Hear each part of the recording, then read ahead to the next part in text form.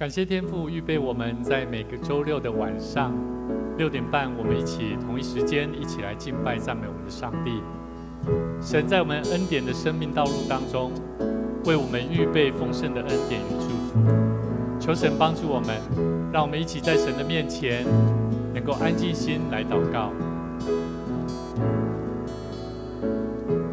主啊，我们何等的感谢你，让我们的生命能够因为认识主，我们愿意用更多的赞美、更多的祷告、更多的感谢来学习跟随主。求主你帮助我们，让我们每一次在你面前敬拜你的时候，恳求你能够再次赏赐感动加倍的灵，赏赐在我们当中。不管在荧光幕前，还有在现场的每一位弟兄姐妹，我们的生命都要因为神你的祝福、神你的恩典的话语，再一次激励我们每一个人的生命，帮助我们，让我们学习有盼望，让我们学习从你而来的爱，来爱更多的人，将福音传递出去。谢谢主，我们将今天晚上的聚会全心全人的向主你献上祷告，奉主耶稣基督圣名来求，阿们。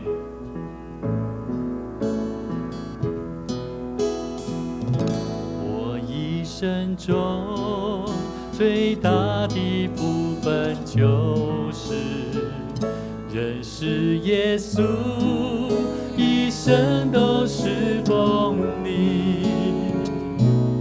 感谢主丰盛无尽的恩典，使我能一生都赞美你。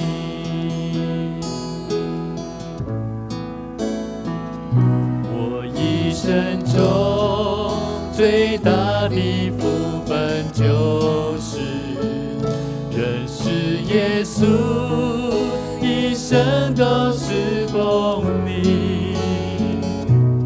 感谢主丰盛无尽的恩典，使我能一生都赞美你。多少个黑夜，多少个困难，都是耶稣的爱心是陪伴，献上一切爱慕跟随耶稣，是我最大的喜乐满足。这时候我要请各位一起来祷告，求主帮助我们，让我们的生命不仅认识了主耶稣，也让我们的生命能够用赞美的话、赞美的生命、用感谢的生命来回应主，跟随主的脚步。我们一起在祷告当中来经历主。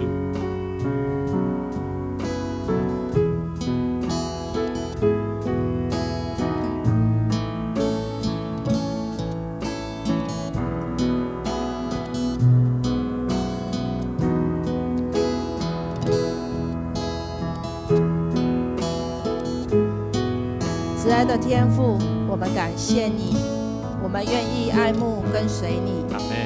你是最大的喜乐和满足。谢谢你使用我们来到你的面前，谢谢你丰盛无尽的恩典，我们是如此的蒙福。谢谢你，谢谢你。祷告是奉耶稣基督的圣名，阿们。少个黑夜，多少个困难，都是耶稣的爱心是陪伴，献上一切爱慕跟随耶稣，是我最大的喜乐满足。我们再次从头来唱。我一生中最大的福分就是认识耶稣，一生都是奉你。感谢主丰盛无尽的恩典，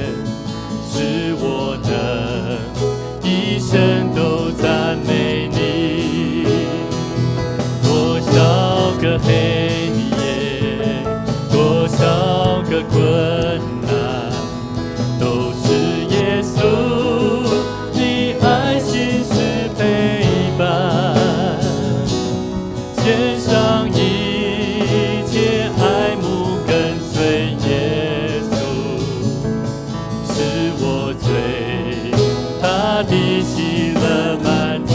多少个黑夜，多少个困，少个黑夜，多少个困难，都是耶稣你爱心是陪伴，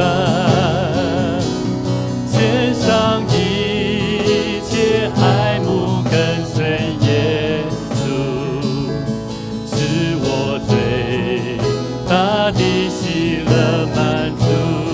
献上一切，献上一切爱慕跟随耶稣，是我最大的喜乐满足。主耶稣，我们向主你感谢跟祷告，我们感谢你，因为我们的生命是主你所造。很多时候，我们的生命照着自己的想法、自己的意念来走在人生的道路上。我们有过犯，我们有犯错，我们甚至因为不认识主而得罪了神。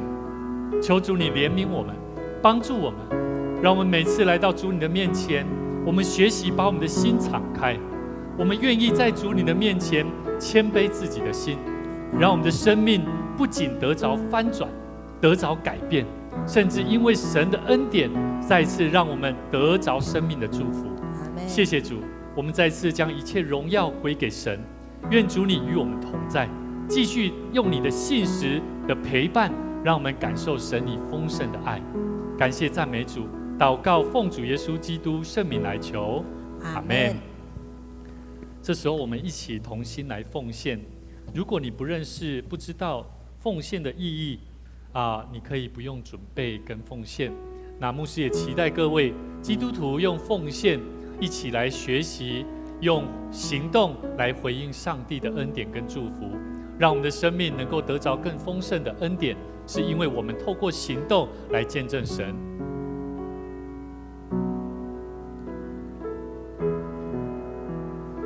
你可以在神的面前安静心，预备你自己。我们一起起立，我们一起来做奉献的宣告的祷告。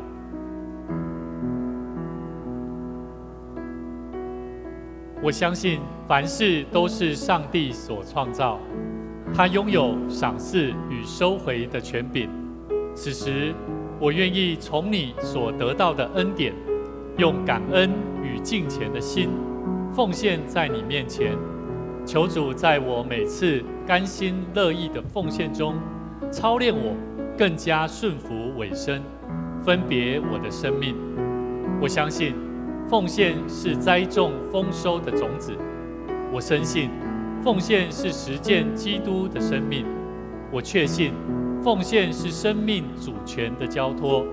求主按照你的信实与怜悯赐福我们，保守你的教会，兼顾你的百姓。奉主耶稣基督的名来求，阿们。请坐。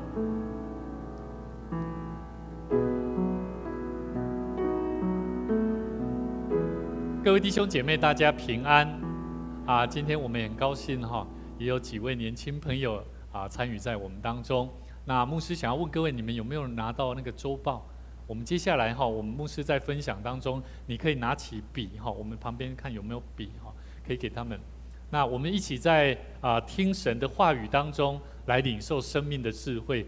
我觉得人生命当中都会需要听可能对你生命是有帮助的话了。那假如这些对你生命有帮助的话可以帮助到你，那我相信即便是短短的一句话、两句话，甚至只要让你的生命能够重新的改变，甚至得到那个喜乐，那我想这句话就会对你有非常大的帮助。好，那牧师今天要跟大家分享一个主题叫做主喜悦的好工人形象第3系列，约束话语的妙用之处。你们觉得讲话重不重要？钟南，你没有那个吗？周报吗？赶快去预备一下，去拿一下。一份给他，好，不行，都要哦，都要，没关系，好，那你们如果可以的话，可以拿一个垫子放在你们的下面，可以写那你们觉得讲话重不重要？幼宇，你觉得讲话重不重要？重要。那讲话有些时候也会怎么样？会忽略了我们讲话的要传达的目的，甚至我们要表达出来，有些时候我表达出来并不是那个意思，可是人家听到就会怎么样？就会想成另外一种意思。所以你们觉得讲话容不容易？我觉得讲话真的很不容易。所以跟你旁边的弟兄姐妹朋友跟他讲说，你要好好的说话，要好好说话哦。好，所以呢，我觉得我非常感谢上帝，让每一次牧师不管在跟弟兄姐妹分享，或者是可以讲话的时候，我都会更加的了解、谨慎，甚至明白每一次我讲话当中有没有带来益处，有没有带来帮助，还是带来了毁坏、拆毁的动作。那我觉得这些都是值得我们学习的一个重要的点。所以我们一起说，那个 PPT 插上去了吗？好，我们一起来说一句话来，我们一起说，用你的话语来完成上帝的心意。用你的话语来完成上帝的心意。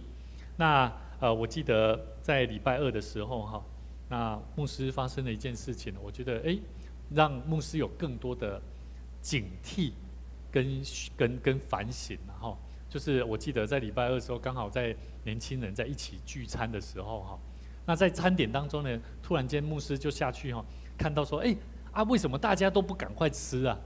那突然间那个同工就跟牧师讲说，牧师，我们在等人。他就在等人，我就想说在等什么？谁那么的伟大，竟然让大家要等着他才开始开动吃饭？那我就再问了，等了大概5秒钟，你们到底在等谁？后来同工说我们在等人，然后就把目光就转移到了那一个学生身上。那牧师看到的时候，我就突然间愣住了，说：哇！原来大家就是在等着他。那一个学生在干嘛？他拿着手机。我就说：嘿 ，hello， 我们要等你吃饭呢。他说：不行，我这个游戏没有把它完成，我不能收起来，不能关闭。各位同学，你们在家里面你们有没有现在都会玩手机，对不对？对不对？然后父母亲都会说：收起啊，给你吃饭啊啦，有没有？可是现在年轻人很多都是怎样？不行啊，我这个没有打完啊，有没有？来，当时牧师突然间就有一个念头突然间有一个声音就告诉我：赶快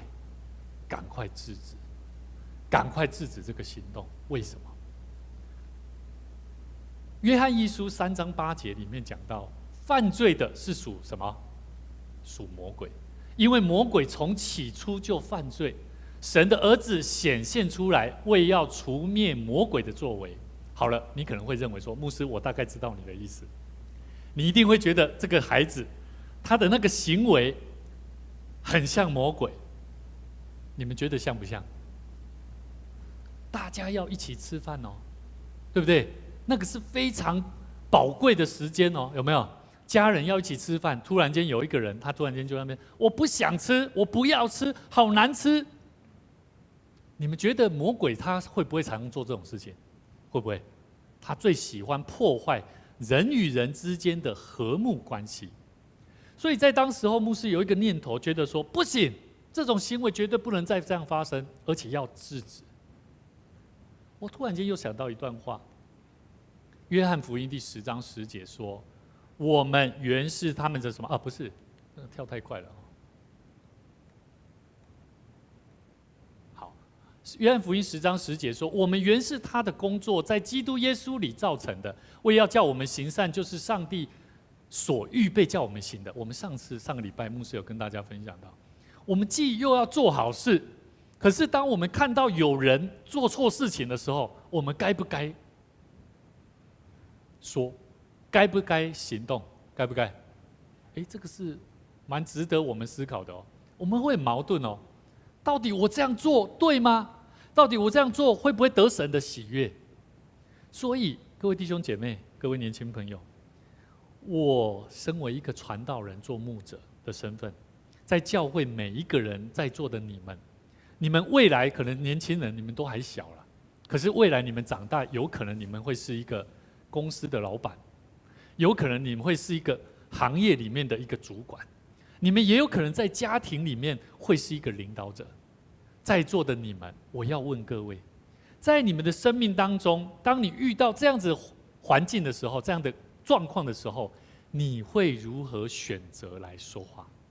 所以各位弟兄姐妹，我觉得在我们生命里面，我们认识上帝，我们一定有一个生命的准则，是上帝期待我们去学习、去遵守的。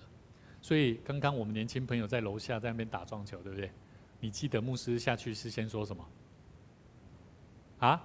不是搬桌子啦，我说你们待会用完那些撞球桌，用完那些桌子椅子要怎么样？要复原，有没有啊？你们有没有复原啊？好，没关系，没关系，只要有想，没关系，请坐，请坐，等一下再弄就好了。牧师只是在提醒各位，这个就是什么？这个就是当我们要知道生命的律例，有些人当对我们说该做什么时候，我们不要太过于说好没有颜面真丢脸，被人家这么数落了，被人家这么讲了。好，我觉得我很肯定你，你刚刚就讲说，我要赶快。我觉得一个人只要你听得懂什么是好的，甚至你愿意去行动，那我觉得对你来讲，生命就是很大的祝福好，所以我们可以跟他讲你很棒，你真的非常棒。好，其实，在我们生命里面，上帝喜悦我们，他期待我们。他期待我们成为一个好的工人的形象，是需要从我们的话语里面，从我们的很多行为上面去做约束。我不敢说你一定马上会说很好听的话，我也不敢说你一定会做很好的事情得上帝的喜悦。可是我们做任何事情，总该要好好的去学习，怎么让我们的生命去学习，达到祝福人，而且为主带来环境的改变。这个就是我们基督徒该学习的功课。所以牧师再说一次一个主欢喜的好工人的形象，约束自己的话语，为的就是要做什么？为的就是要能够达到生命可以祝福人。如果你的言语、你的讲话，你都是一直处在一个我不想说，因为每次我只要多说了就多错，多说多错，少说少错。这句话是没错，可是呢，有些时候你多说少说少错，你干脆就不讲了。他甚至每一次遇到状况，他也不想理会。那我就觉得说，那不是很矛盾吗？生命怎么会有经历呢？他的口，他的怎么样为神所用呢？我今天牧师要带大家来认识一段圣经节，在旧约里面，出埃及记第4章第10节到12节，当摩西受到上帝呼召要他去，带领以色列人出埃及的时候，摩西他对耶和华说什么？来，我们一起来看圣经节我们一起来念好不好？来，摩西对你们来看就好了。摩西对耶和华说：“主啊，我素日不是能言的人，我不会说话的人，就是从你对仆人说话以后，也是这样。”那个嘉欣，你不太会讲话我鼓励你，你要能够，你很棒。你要时常去分享。你说牧师，我不会讲话。从你跟我讲说鼓励我要去帮助别人，我还是不会讲话。摩西就是这样说的。上帝啊，从你对你的仆人说话以后，也是这样。我本来就是拙口笨舌。耶和华就对他说：“谁造你的口？谁造人的口？谁是口哑？谁是嘴巴哑巴的？你们是哑巴吗？是哑巴吗？应该不是吧？你们有没有耳聋？你有耳聋吗？你的眼睛没有看见吗？你的眼睛瞎了吗？”上帝说什么？岂不是我耶和华造你们的生命吗？他说：“现在去吧，我必赐你口才，只叫你所当说的话。”我们其实遇到很多困难，遇到人的问题，遇到什么问题，不知道该怎么说。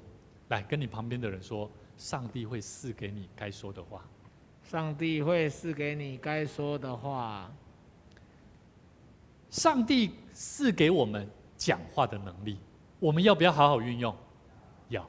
其实刚刚圣经旧约里面讲的就是这个意思。上帝他再一次跟摩西讲：“我给你口，我又没有赐给你哑巴，我让你有眼睛可以看见，耳朵可以听见，你嘴巴可以讲话，那你就要好好运用啊！你怎么会说我跟你讲了，你还说我口拙笨舌呢？不是这样的。话语它是会为人带来能力跟功用，把它写下来。话语是会为人带来能力跟功用的。口才、话语的权柄也是话语所会带来的。所以你要记得，我们一起跟上帝祷告。如果你不会讲话，你在你家里，你在你跟父母亲的关系、跟老师的关系，我要问各位，学生最常发生的问题啊，就是不知道怎么跟老师讲话，因为老师好像都不理会我，老师好像不了解我，所以我决定选择放弃了我自己的课业。其实我觉得有很多学生，如果你有这样的想法，牧师会鼓励你，你一定要预备好你自己，把你的嘴巴口舌放在祷告当中，神会赐给你智慧，好帮助你成为一个会讲话的人。注意新约，我们一起来看新约有一段圣经节，他又继续讲到底我们的舌头、我们的口舌多么的重要。他说雅各书3章5到12节说，这样舌头在百体，就是说我们身体当中的这个器官肢体当中，它是最小的，却是能说大话的，对不对？你的手可不可以表现出你是一个很厉害的人？没有办法。你写的冲下，你的手在摆什么？你懂吗？我可以做大事哦，我可以做大事哦，有没有？讲话一讲出来就知道，他表达了，他也想要做大事的人。我们的很多肢体没有办法表达，舌头是可以表达的。看呐，最小的火却是能够点燃最大的森林。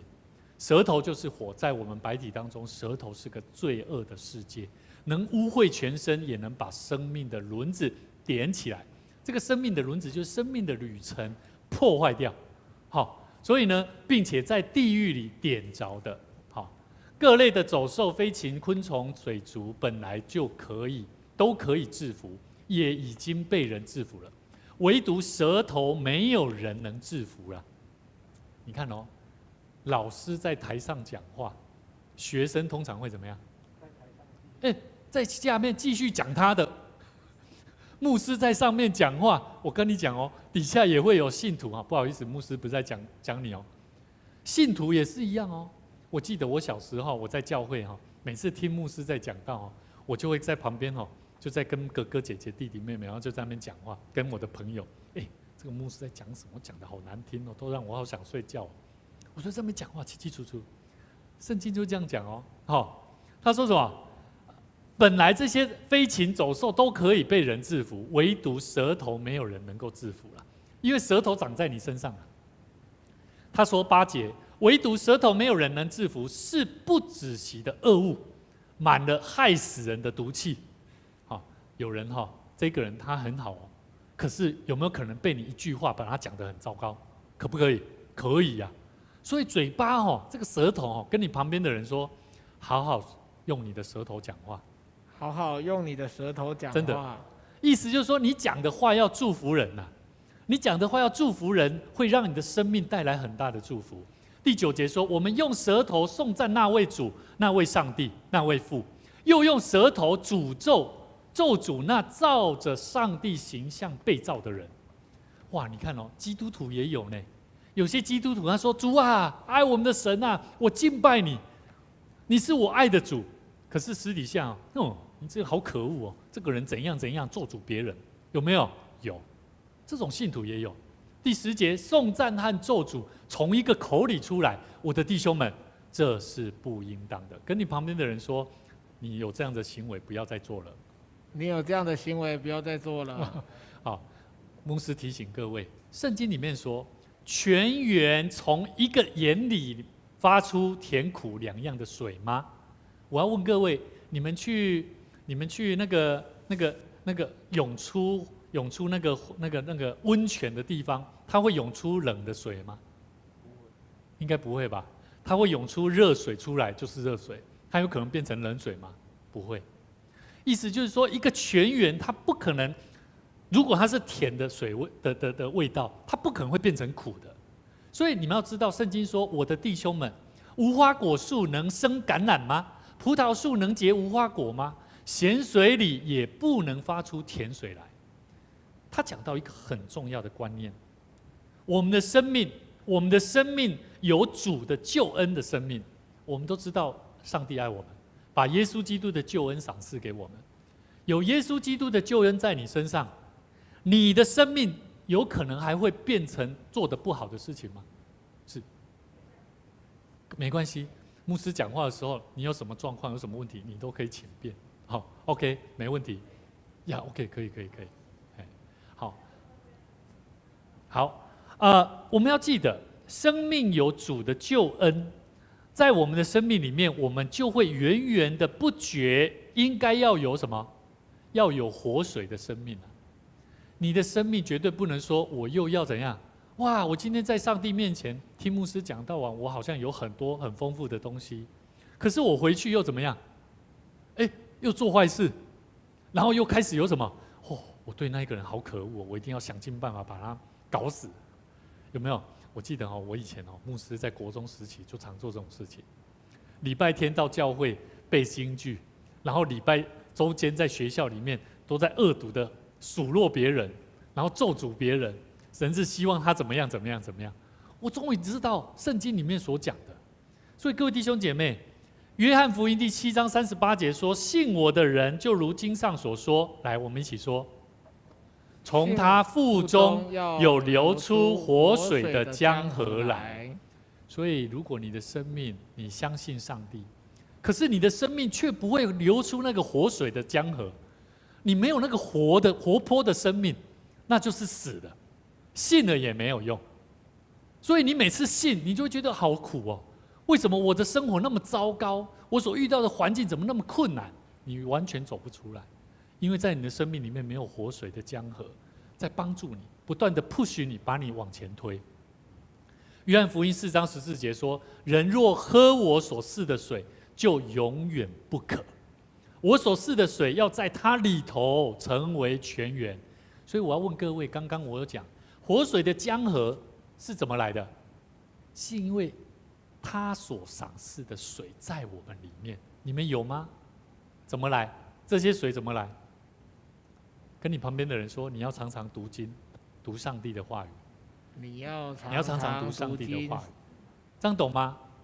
你不是靠自己哦，你不是单纯只有靠着祷告就可以哦，你一定要有上帝的话语在你里头，他所赏赐的那个水，那个活水的江河，就会在你的生命里面不断的做工。所以各位弟兄姐妹，有活泉生命的人啊，有基督徒啊，理当会从他的口会传上帝的话，甚至呢，也就不能随便用在别的事情上面。所以刚刚牧师有举一个例子，周二虽然牧师好像对着这个学生数落了一下，我说教会是欠你的吗？我们大家都欠你的吗？你何能可以让大家一起等着你，把你的事情做完了，我们才一起吃饭？其实牧师还少跟他说了几句话，我少跟他讲，其实上帝非常爱你，希望让你有所改变祝福。所以各位弟兄姐妹，我们有很多话语里面不能随便用在别的事情上面去数落别人，而是要用在对的事情上面，把人带到上帝的面前。所以你要记得，如果你用这个口、这个嘴巴去讲，不是为了上帝的事情来说话，那你就不能够传福音啊。我们常常讲基督徒要传福音，对不对？可是你有没有发现，为什么我们不能传？因为在我们的嘴巴、我们的口舌里面，我们时常讲消极、负面、没有信心，甚至没有盼望的话语。所以我一直在想，福音不是就是祝福人吗？然后告诉对方，你知道吗？你现在遇到的处境不用怕。你知道今天我们来了一个妈妈，她的孩子是亚斯伯格症，她是国小6年级，准备要升上去音乐班。她的孩子，我遇到她在跟她讲话，我发现她并没有什么特别不一样的地方。我跟她妈妈在分享，她妈妈非常爱主，非常爱上帝。她妈妈讲话，她是中国那边过来的广东人，她非常的爱主，他期待用上帝的爱来包容这个孩子，教导这个孩子。所以我从这个妈妈身上真的印证了今天牧师刚好要讲到的主题：口，约束自己的口。我在他妈妈身上发现他非常的温柔，他讲话注意听，他是成大的老师，他讲话带领着他的另外一个朋友，也是他的孩子的同班同学。我觉得这个妈妈在传福音给他的这个朋友，带着他这个孩子的同学的家庭，他们把他带到教会来，我们也非常热情的邀请他们，然后招待他们，让他们去完成音乐班的考试。其实我觉得很感谢神，如果我们的口没有办法为着上帝的国度传递好的福音，那么我们真的没有办法说好听的话，不是吗？如果我们的口不能够说好听的话，当然我们的口可以传福音吗？当然就不行了。所以呢，跟你旁边的人说，你的嘴巴要说好话。你的嘴巴要说好话。所以也就是说，有些人的生命为什么他不能够被上帝所用？甚至有些人他的生命只能够被上帝好像有限的使用，很有限呐。你的嘴巴为什么好像不能够好好去祝福人？为什么？其实是因为在他生命的泉源里面，他有些时候发出了两种水，有甜的水，也有苦的水。所以呢，我觉得我们会不会有灾难？会不会有受苦？基督徒会不会？都会有啦。可是我们不要被苦难而让我们的嘴巴，我们心里面所想的，而影响到我们的生命。所以牧师非常期待我们每一个人嘴巴口都能够讲上帝爱人的话语。好，跟你旁边的人说：上帝爱你，上帝爱你，我也爱你。这就是我们基督徒为什么我们常常说上帝爱你，我也爱你。因为上帝爱你，这是学习我们把我们自己的口学习去讲上帝爱你。第三人称上帝爱你，但是我也爱你，这就是主动哦。第一人称又不一样了。所以这种情境在我们基督徒，为什么我们常常说上帝爱你，我也爱你？可是我们基督徒在讲上帝爱你，我也爱你，好像不是真的很认真在讲上帝爱你，我也爱你。你懂我意思吗？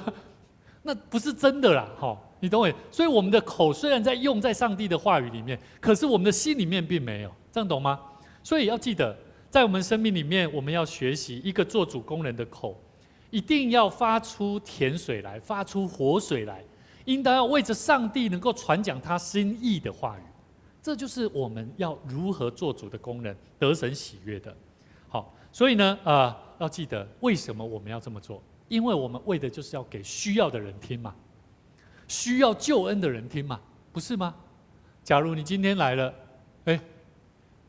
像刚刚这个有学生他就说牧师我饿了，有人跟你讲我饿了怎么办？给他吃，可是问题就跟他讲不好意思，牧师现在在忙，真的没办法，下次早一点说。这个孩子这个青年，我很早之前我就跟他讲了。下次要来吃，牧师绝对会欢迎你，我愿意招待你。可是你要早点说，所以呢，我们要知道，很多人都是有需要的，我们要讲，让有需要的人听，但是往往我们不喜欢讲，懂了吗？所以记得，为什么我们要做主工人的口要怎么做？要说发出活水、甜水，也要恭喝天阿威啦，讲好听的话，就是帮助那些需要救恩的人。甚至那些叛逆的孩子，所以我觉得叛逆的孩子没有什么啦，没有什么可怕的，只要我们愿意用好听的话语来祝福他，让他需要的话语来祝福他。你觉得如果礼拜二这个孩子，这个话语可能对他来讲很shock、很刺激他的话，可是这个话语如果能够真正的帮助到他，那你该不该说？该不该说？当然要啊。这个我们在座有做爸爸的，做妈妈的，你的孩子如果做错事了，你不跟他讲，你会怎样？很痛苦嘞，甚至有些时候会带有很多的情绪嘛，对不对？可是你会知道，虽然带有情绪的话语在我的孩子身上，你也知道这个话语是应当要说的。所以各位弟兄姐妹，当我们要记得，我们就算讲了一个非常严厉的话语，你也要记得，教会是讲爱的地方。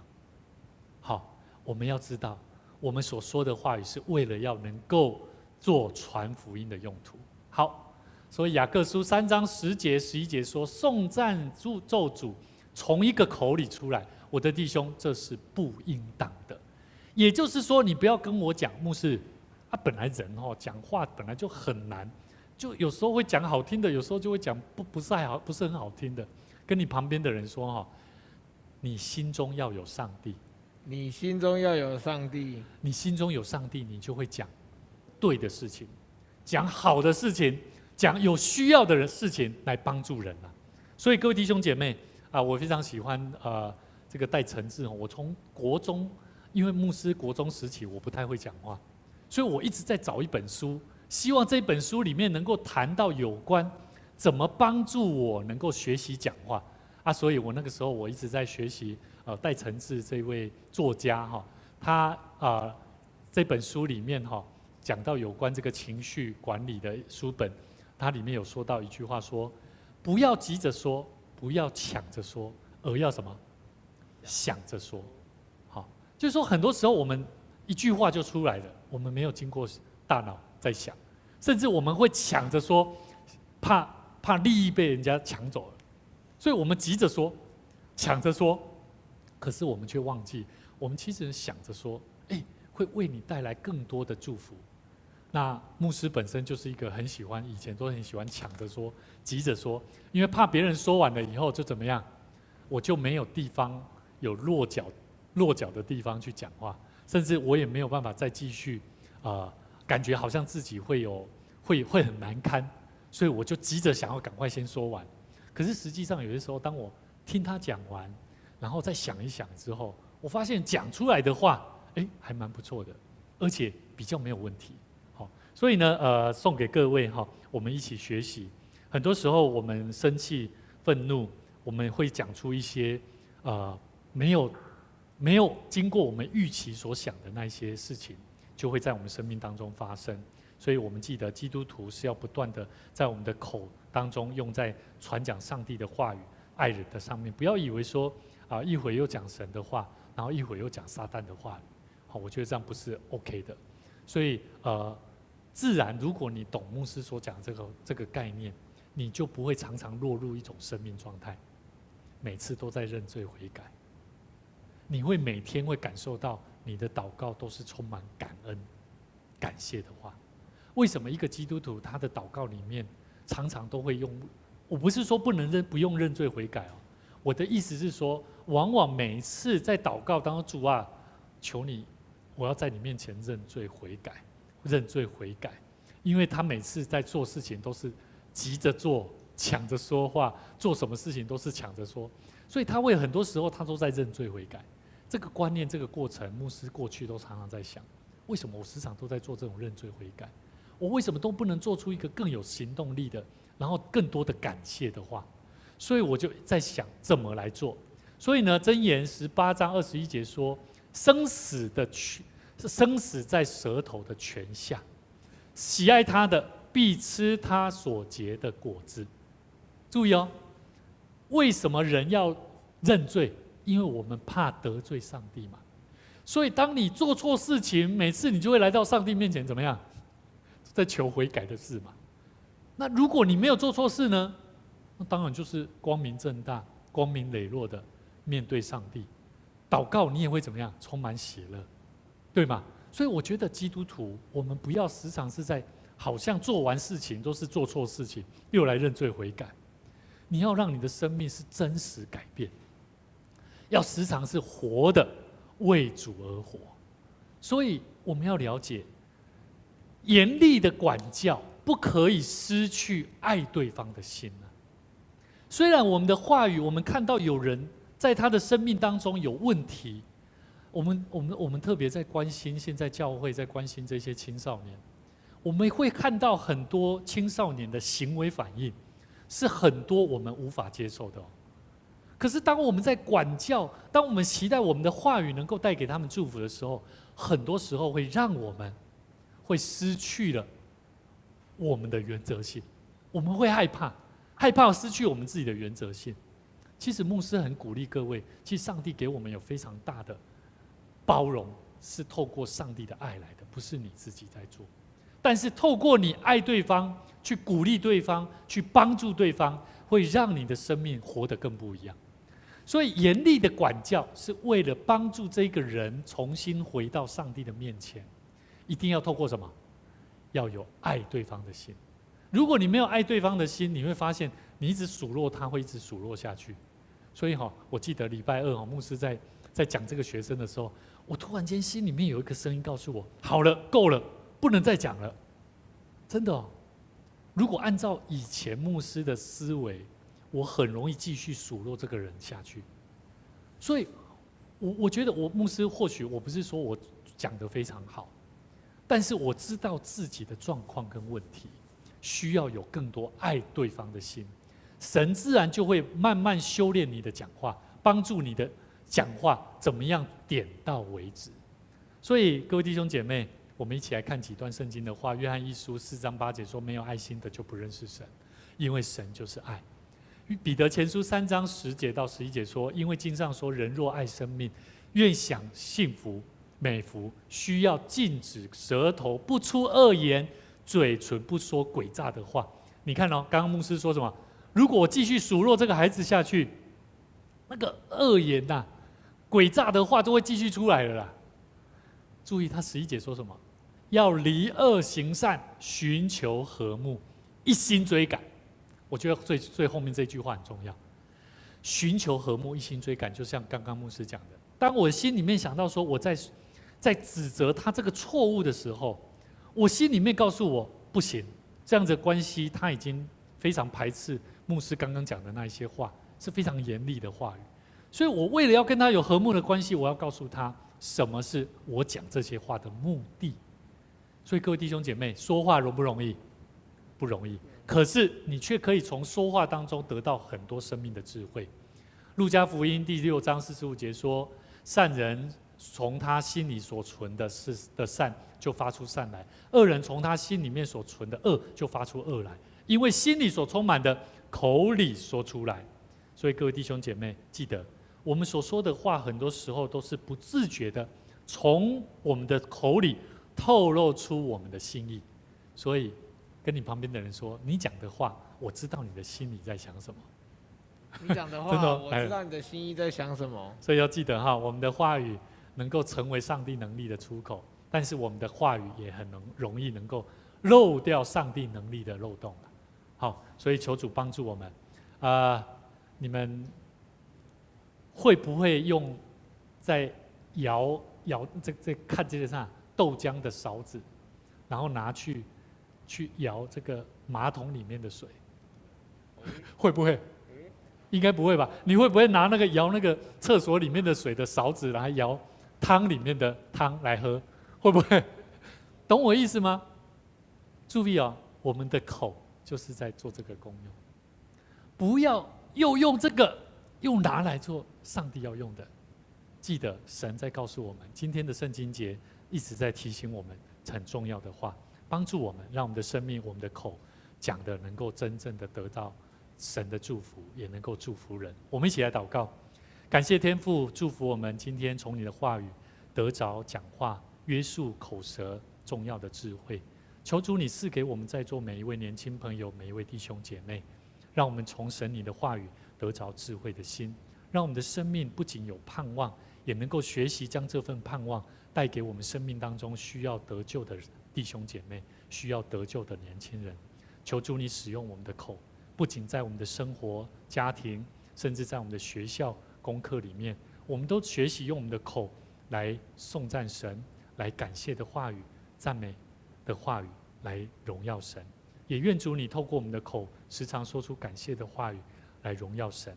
谢谢主，我们再次将我们以下时间交托仰望、祷告，奉主耶稣基督圣名来求，阿们。